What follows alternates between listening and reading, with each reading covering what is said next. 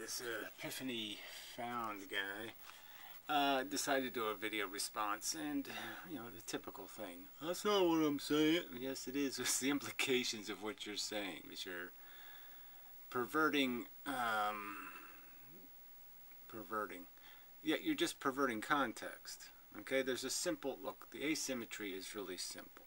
The idea is that it's really obvious that preventing a bad is good. Really, really obvious. Okay, preventing somebody from getting AIDS or something. Very good. It's obviously good to prevent a bad. Now, to prevent a good, okay, preventing somebody from having dessert or something they don't need, okay, that would be the context. A pure good is not a bad. Get it? If there was something like a real good, a good that wasn't fixing a bad, if you prevented that good, it wouldn't be a bad. So that's the asymmetry, right? Preventing bad is good. Preventing good is not necessarily a bad. The only good that it would be bad to prevent is a good that's fixing a bad. So if you don't make the bad, then there can't be a good fixing it, and then preventing the good that would have fixed the non-existent bad can't possibly be worth anything. But I'm just saying it's easy to understand, that you can sort of understand that food to a starving man is valuable. Dessert to a full man is nice, but not important. And that doesn't even really get to the core of this asymmetry, this lack of likeness. Again, preventing a bad, suffering, is always good in and of itself. The thing isn't suffering anymore, that's good. Preventing a good, whatever that is, whatever the good is you describe, that's not fixing a bad already. There's no suffering. So the argument's like the Martian argument. The Martians aren't in purgatory somewhere. They're not in prison somewhere. They're not in a bad place. The non-existent Martians are not experiencing bad. I've taken away their good, but by taking away their good, I haven't put them in bad. But by taking away their possibility of bad, that is, they can't die of cancer, that's a good. I mean, it's really not that hard to understand. Shit. So anyway, here's his recontextualization of this argument again. I mean, like we have already been over this one. Right here, I've made a value equation to what I'm really saying. Yeah. As you can see here, x equals subject, 1 equals existence, real, actual. 0 equals non-existent, not real. There's no point in doing this real, not real thing.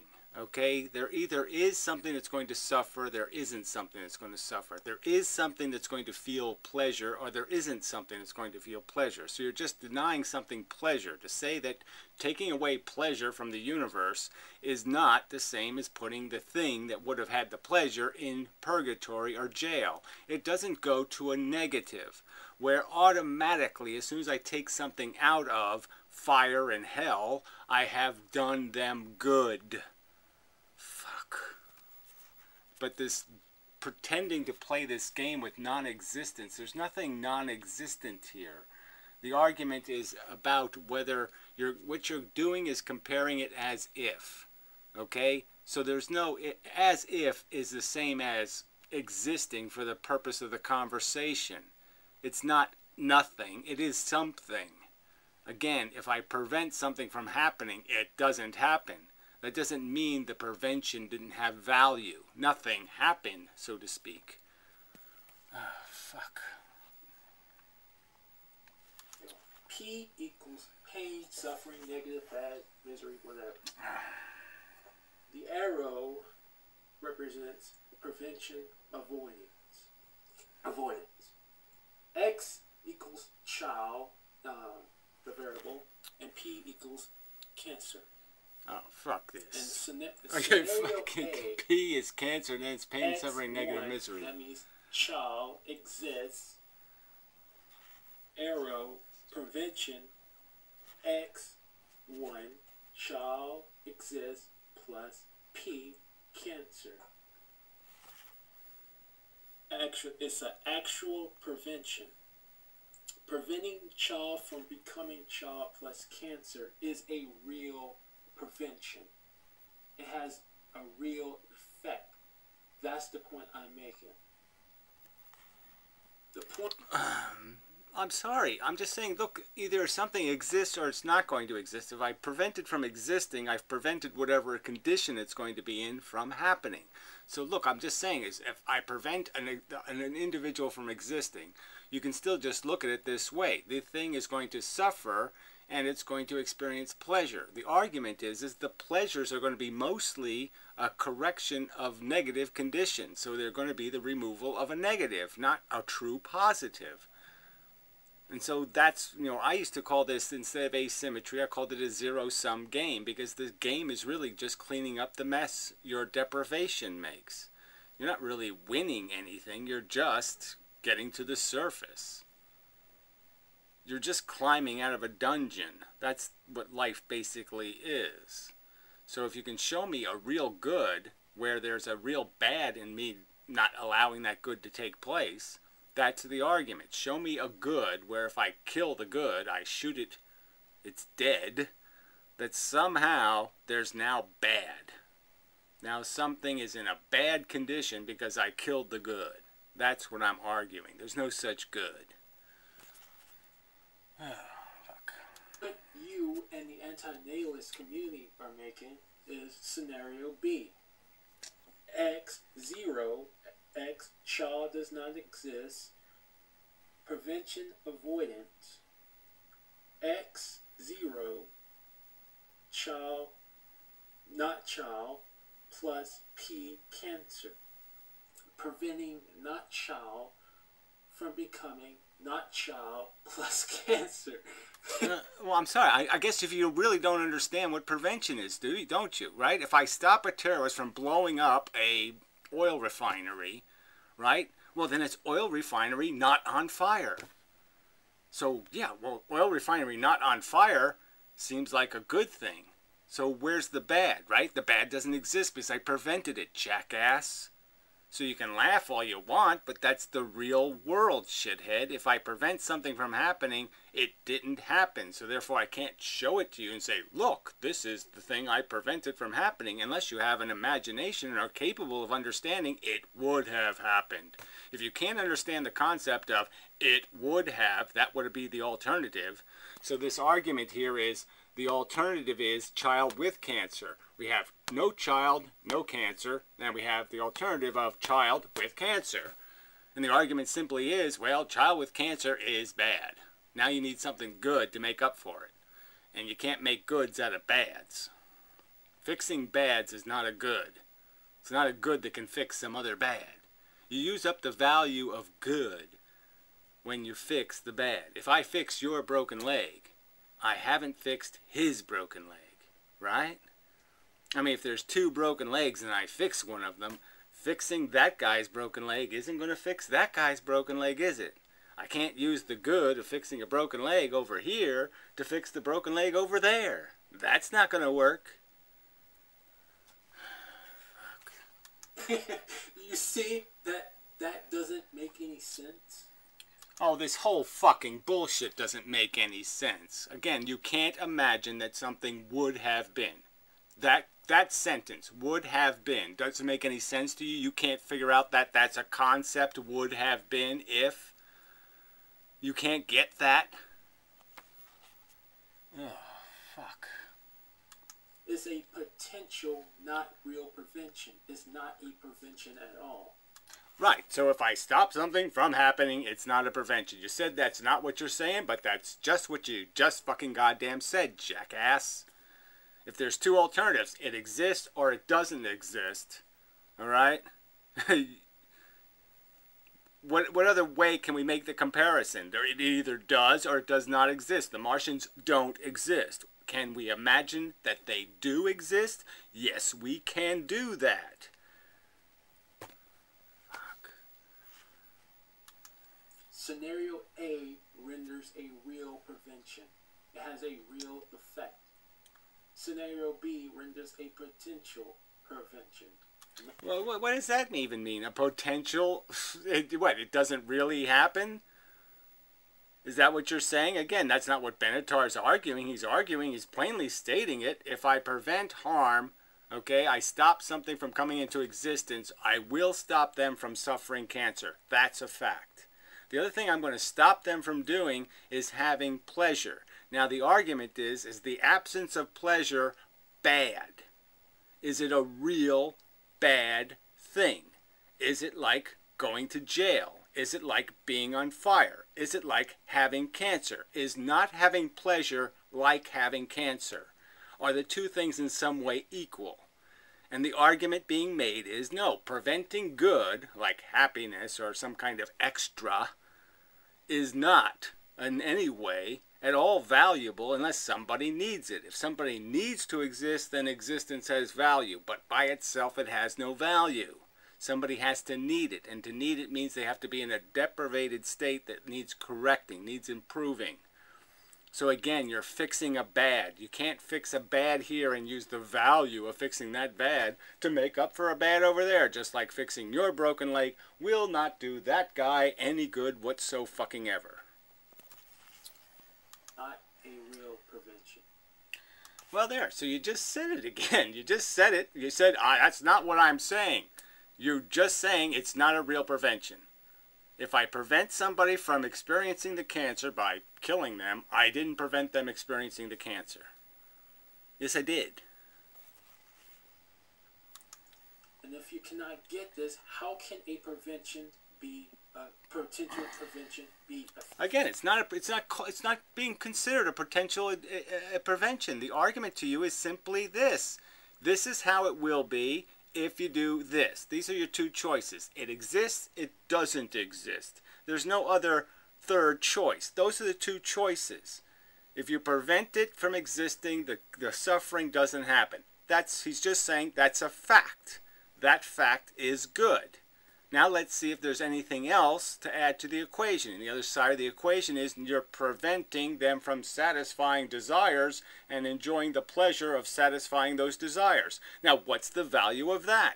And the logic is, oh yeah, that doesn't really have any value because it's not a bad thing to not experience pleasure that you don't need to experience. The Martians are not in a negative condition.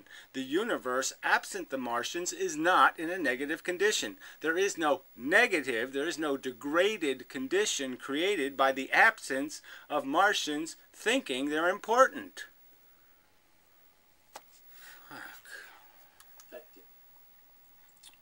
How can I prevent a non-child from getting... Well, again, it's not a non-child. It's a child that would be. So, again, you don't understand the words would be. Cancer. How can I prevent a potential from becoming a potential? A non from becoming a non? Well, again, it's just stupid. You can't understand two circumstances. One, it exists. One, it doesn't exist. One, you prevent it from blowing up. One, you don't prevent it from blowing up. You can't understand that? I cannot do that. That's impossible to do that.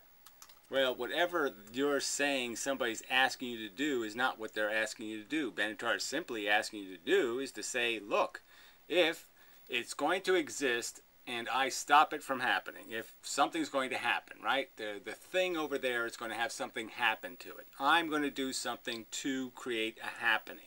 And that happening has the positive consequence of cancer will be prevented. Now, the other side of your equation is, well, you're also preventing the fun and the happiness. Yes. Now, the question is, can you convert that into a bad?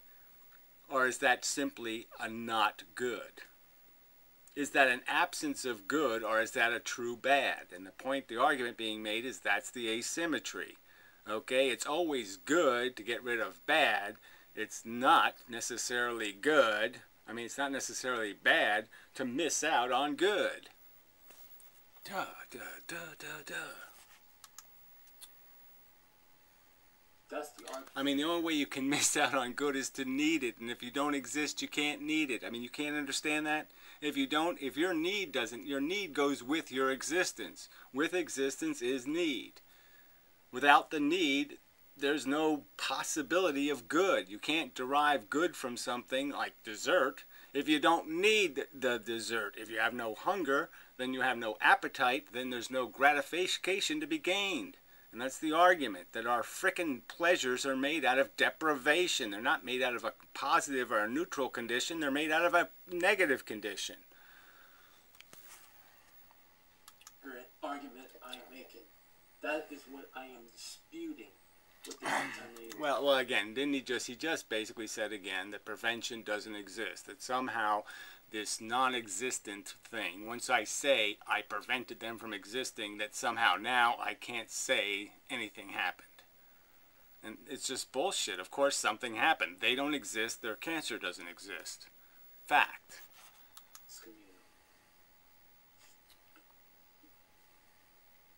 I mean, to argue this, like I said, it's not the substance of Benatar's argument. The substance of his argument is that pleasure and suffering are different things, and that one of them is innately more powerful, and that's the suffering. The good is discretionary. It's gravy. It's not the meal. That's all.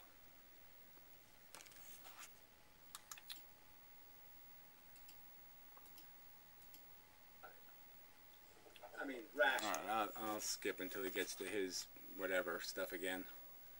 I mean, his playback isn't very useful. Volume's too low and whatnot and all that stuff. But it doesn't matter. Let's just get to the new stuff. No. Alright, so I went on to the part where I was just making the argument that the word prevention means something. So if I say I'm preventing something, you either say I'm lying or you accept that, yes, I'm preventing it. So Benatar is basically saying, let's imagine preventing.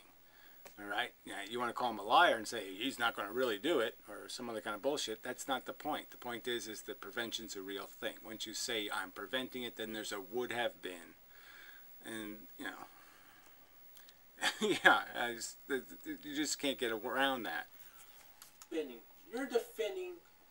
preventing a non-child from getting... Again, preventing a non-child. See, you're just denying the fact that it would have been.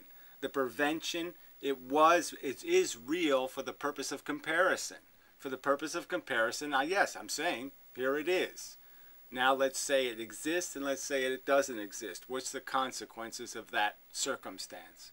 But those are the only two choices. One is it's prevented from existing. One circumstance it's not prevented from existing. What's so complicated about that? Cancer. You're doing scenario B.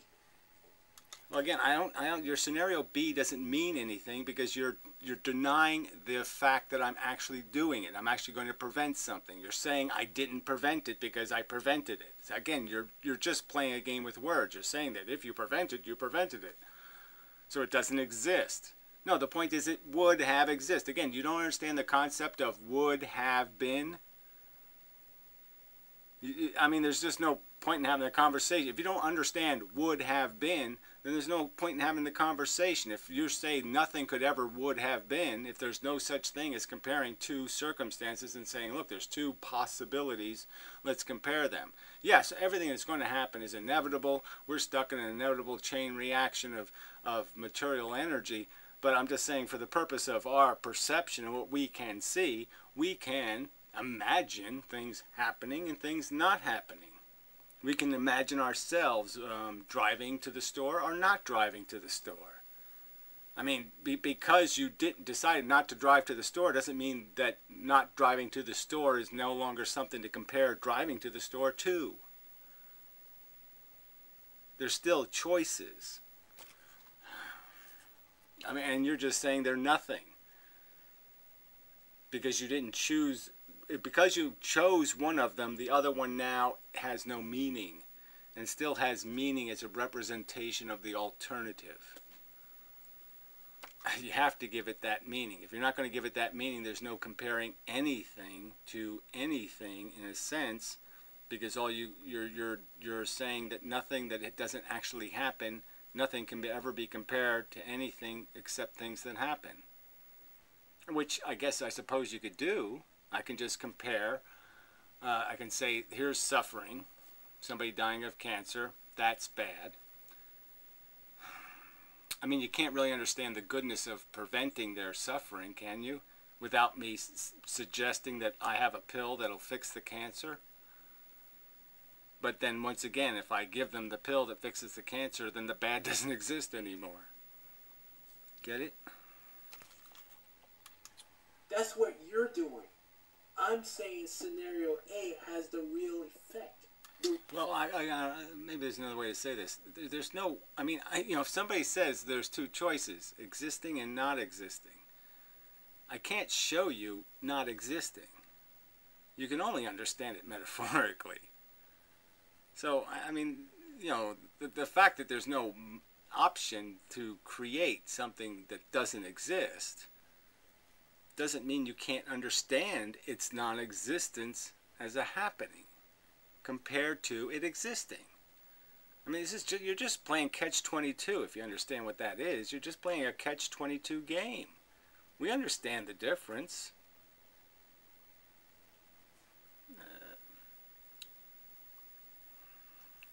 I mean, you compare it to almost, turning a light on or off. Real prevention. Not me.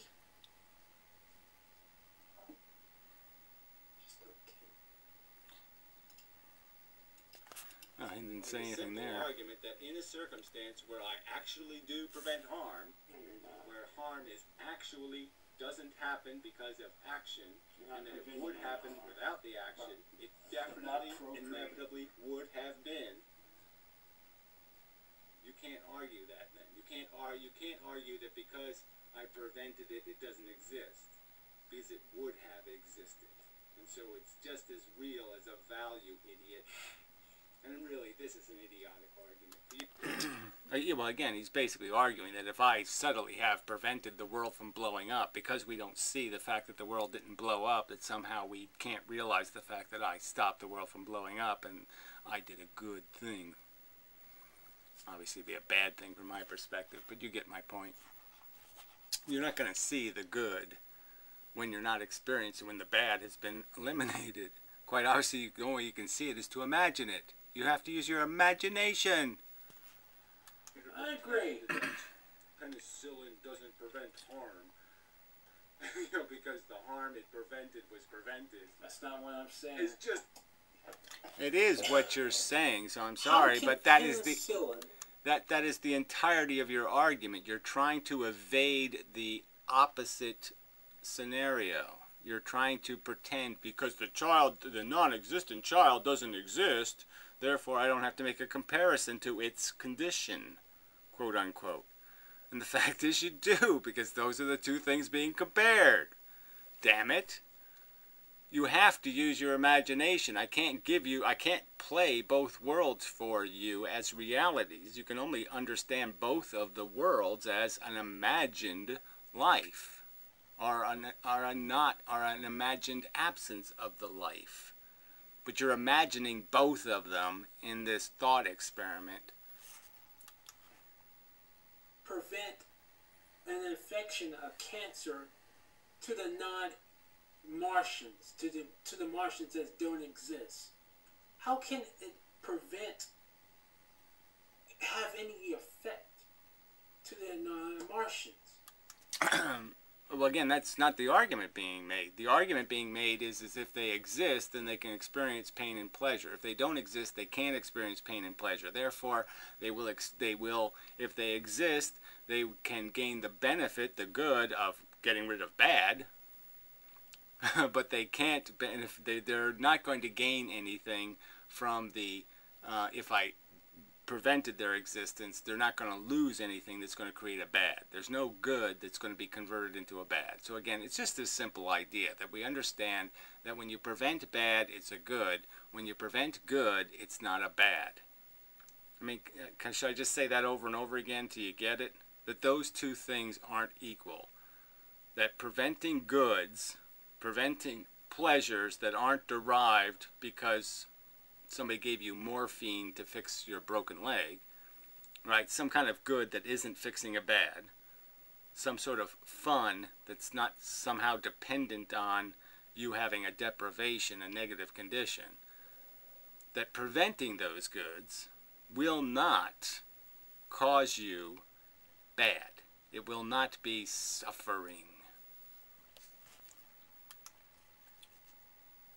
How can not procreating have a prevention on the child not suffering? That's the... Well, quite obviously, if the child doesn't... Well, it's no point doing it again. You're just comparing the two concepts. What is the nature of suffering and what is the nature of pleasure? And that's really what's being compared. And the truth is that the nature of suffering is that it's very good to get rid of it. It's a very deep bad. And the nature of pleasure is that it's a very weak positive, in that if you eviscerated all of it, you're not putting everybody in a dungeon. Everybody isn't locked in jail. Everybody isn't got cancer.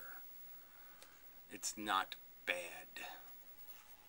Argument, I'm trying to dispute with you, but you keep insistently making the argument. It's not a child. It doesn't exist. Stop saying it does. Well, look, the one that does exist doesn't exist in this thought experiment. It's just, you're just basically saying, look, here's an empty piece of paper. Will I make a child on it, or I'm not going to make a child on it? Which one makes more sense? Now, if I make a child on the piece of paper, it will experience pain and suffering. It will die of something. That suffering will be bad. Now, by not making it, it's positive that I didn't cause it that suffering. So the suffering thing doesn't happen, which is good. No suffering. Now, the other thing that's going to happen is this happy, pleasure-y thing. Now, if I stop the pleasure-happy thing from happening, what is the condition of the child if it existed? Well, if it's not because the pleasure or happiness thing is some fixing of a deprivation, a negative condition that was pre-existing, it would be of no consequence. It's like missing your second dessert. It's not a bad thing. You're not in jail. You're not having suffering. It's not a bad thing. It's something that can't realistically be missed. And certainly if something doesn't exist, it can't possibly have a need to satisfy.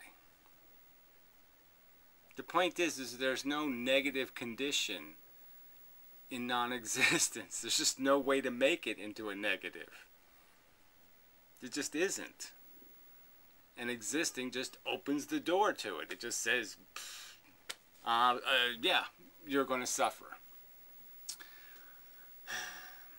It's that pleasure's a counterfeit. I guess is another way to just understand it. The argument fundamentally being made is that pleasure is counterfeit money. Okay, it only has superficial value. If you really look at it, it's not made of anything of real value. You had to be put in a negative condition to gain appreciation for it. You had to be made hungry. You wouldn't eat it if you weren't hungry. That's the argument.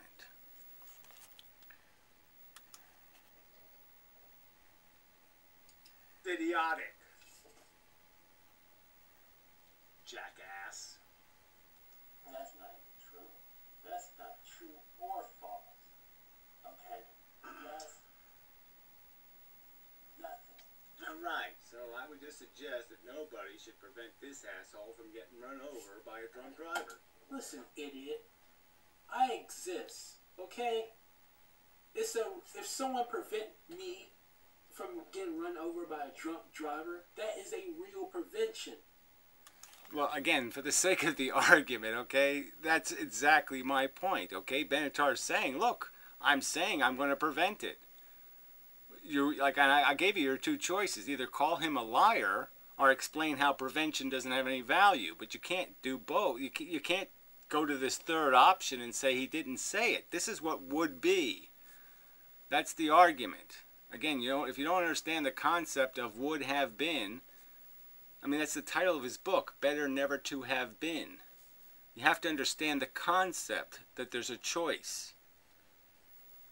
And that one of the choices can't be seen, quite obviously.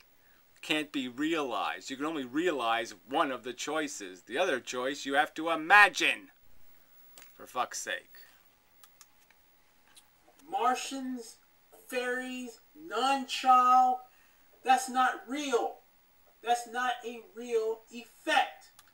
Yeah, well, of course it's a real effect. They're really not having cancer. They're really not having chemotherapy. They're really not eating donuts too. But I mean, again, that's the argument. The argument is there's no negative for them not eating donuts. There's no negative penalty. There's no push them into hell because they're not eating donuts. There's no bad connected with the absence of that good. Where there's clearly a good connected with the absence of the chemotherapy, for fuck's sake. And not a real prevention. Look, the argument, again, is just so simple. So you're saying if you had the ability, you think life is so purely profitable that if you could just press buttons all day long and make human beings that will die of cancer and eat donuts, you would just sit there and press that button all day long because, wow, I'm doing a good thing. I'm making conscious beings that will die, have chemotherapy, suffer for months dying. Okay, yeah, I'm making a whole bunch of those. Okay, and I'm making donut eating. Oh yeah, that donut eating is really cool. You get the point? I mean, the absence of an asshole like you making donut eating. Could I possibly care if there aren't donut eaters in the universe? Is there any way to imagine, oh, what a horror, the horror, the horror? No, there's no horror. That's the whole goddamn point. The reason why we don't weep for the non-existent Martians is because they are better the fuck off. And it's just the truth.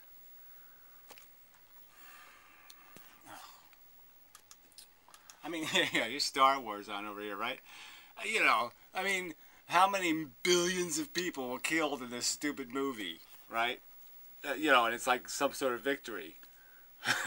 Yeah, I don't think so. I mean, all the people on that stupid planet, whatever it was, that got zapped by the Death Star, and then all the people on the Death Star, because they blew that up.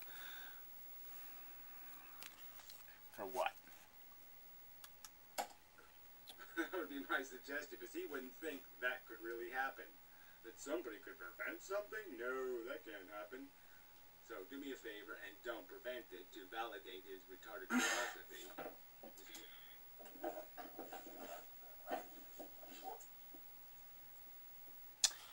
Guess he went to go feed the cat or something. So anyway, this whole preventing thing, once again, is like I said, if I prevented him from pressing the button and making human beings, what would the tragedy be? Oh, less donut eaters. And the victory would be no chemotherapy.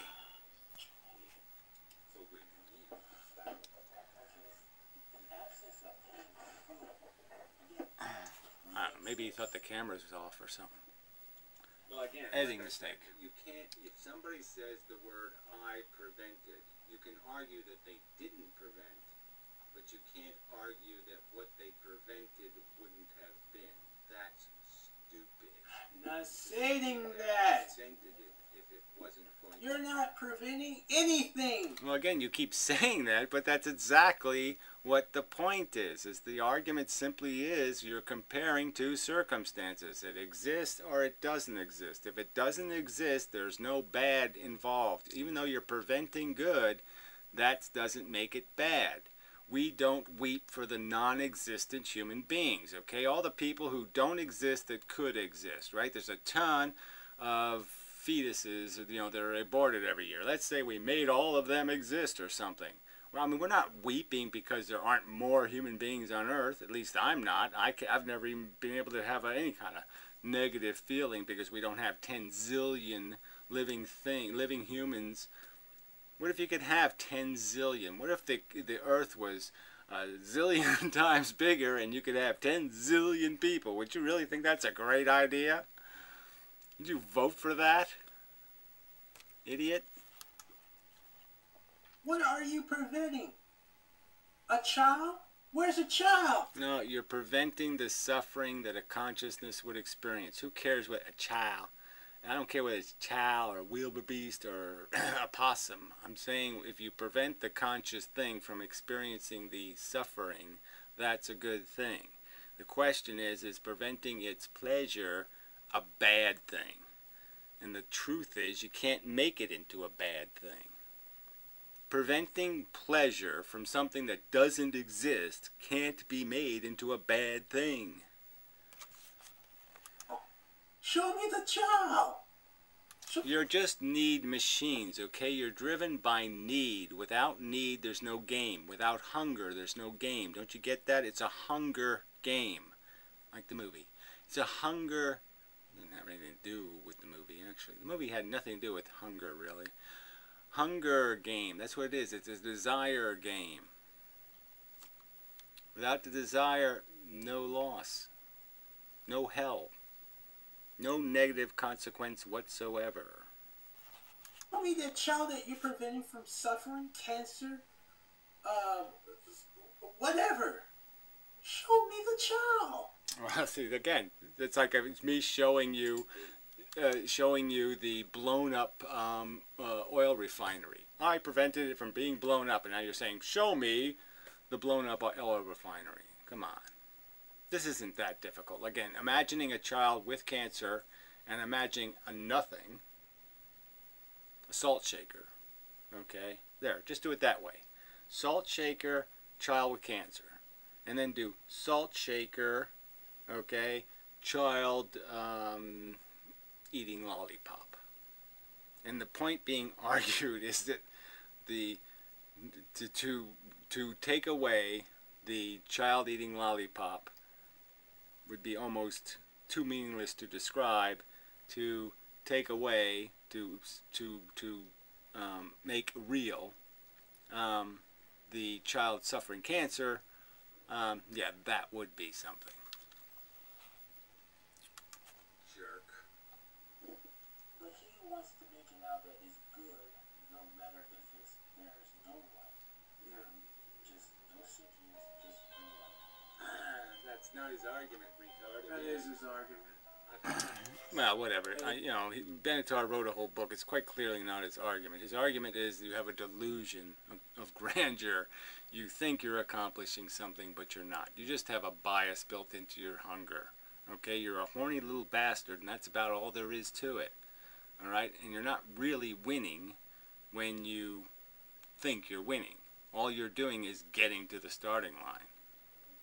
You never get to play a profit game here. It's just cleaning up the negatives. It's just getting rid of the burdens. Is his argument. Maybe I'll just jump through this, right? Because this guy ain't saying anything new. It's the same old arguments. The future doesn't exist. Therefore, you can't prevent anything in it. That's not what I'm saying. I'm not making a temporal argument. I'm making a existent, what effect has effect, what has non-effect. That's the arguments.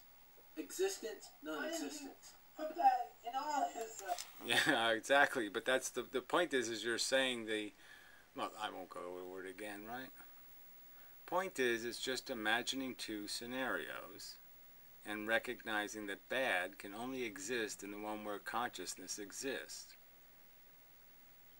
It can't exist merely because you aren't experiencing pleasure. If I deny the existence of something experiencing, and that means they don't experience pleasure, I'm just saying nothing is negatively impacted by that fact. Nothing.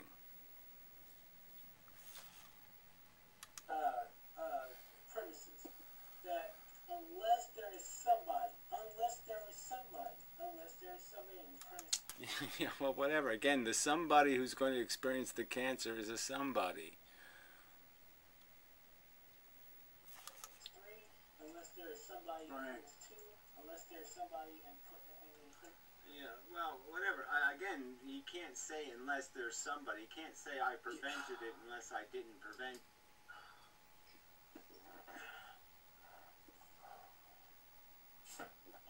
Go back to my notes so you can understand. Unless there is some. Yeah, sorry, I'm not. I'm not playing that. Okay, it's nonsense. I'm sorry, it's just nonsense. Look, the choice you have is simple. Either something exists or something doesn't exist. If it doesn't exist, you've denied it pleasure. What is the consequence of denying it pleasure? It doesn't need it, of course, because it doesn't exist. So let's just understand that you can't use need as an argument. So what's the net effect of denying it pleasure? Nothing. There's no effect. You can't see the deprivation, the negative effect. It has no negative impact.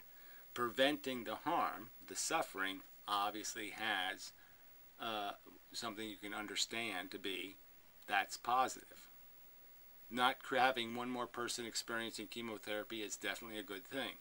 Not having one more person eating lollipops is not a bad thing.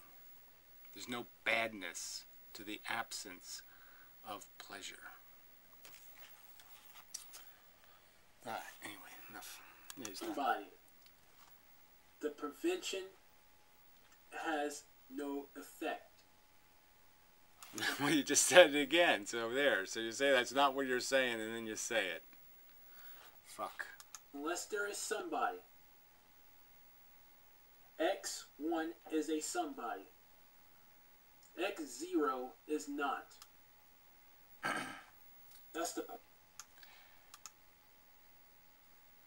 And again, the way you prevented the suffering was in the same sense of saying they don't exist. So again, you're saying that you can't use thought experiments because the argument being made is clearly if they don't exist, they can't experience the suffering of the cancer. So that's the whole argument being made. The argument being made isn't that I give them cancer and then I cure them of cancer. That's not the argument Benatar is making.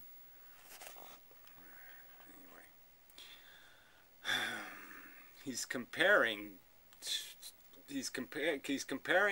pleasure and pain both to an individual that technically doesn't exist but could. What's the concept here? The problem. Could have existed, would have existed. How is that a problem? Anyway, it doesn't matter. Till next time, and such, so forth and whatnot. Yeah, again, the fundamental argument is that your perception of value in terms of the winning, that you're winning or profiting from your life, that sense is only built out of the hunger. That's it. That's only built out of the perception of you're gaining something is just because your relative position changes. If you start in the basement, you can sort of understand that you'll feel very good about going up and just getting to the mezzanine or whatever the fuck it's called. What do they call the flat ground? Well, anyway, the first floor. It'll appear like you're profiting, but you're really not. You're just fixing what's broken. You're just fixing the negative condition. I don't need to say that 15 times.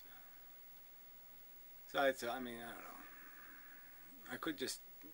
I guess I should just make it more clear that my argument would be, outside of Benatar's asymmetry, is that argument, that there's no such thing as a good outside of hunger. If I take away your hunger, you're not going to find a use for your Big Mac. No appetite, Big Mac looks like shit. Yeah. So anyway, till next time.